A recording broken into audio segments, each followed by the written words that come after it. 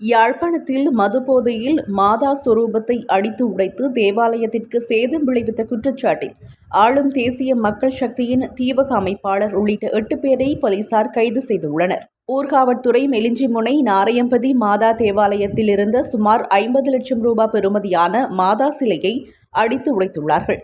தேவாலயத்திற்கு அருகில் நேற்றைய தினம் அரசியல் கட்சியின் தீவக அமைப்பாளரது தலைமையில் சுமார் 20 பேர் கொண்ட கும்பல் ஒன்று மது விருந்து கொண்டாட்டத்தில் ஈடுபட்டுள்ளனர். சற்று நேரத்தில் நிறை போதையில் தேவாலயத்திற்கு சென்றவர்களோடு முரண்பட்டு அவர்களை தகாத வார்த்தைகளால் பேசியுள்ளனர். பின்னர் தேவாலயத்தினுள் அத்துமீறி மது போதையில் புகுந்து இந்தியாவிலிருந்து கொண்டுவரப்பட்ட சுமார் 50 லட்சம் பெறுமதியான மாதா சிலையை அடித்து உடைத்து தள்ளி வீழ்த்தியுள்ளனர். அத்துடன் தேவாலயத்தினுள் காணப்பட்ட ஏனைய பொருட்களையும் சேதப்படுத்தியுள்ளனர்.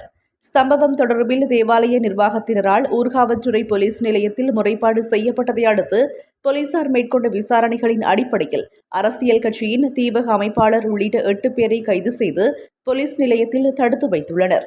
கைது செய்யப்பட்டவர்களின் வாக்குமூலத்தின் அடிப்படையில் ஏனையவர்களை கைது செய்யும் நடவடிக்கைகளில் போலீசார் ஈடுபட்டுள்ளனர்.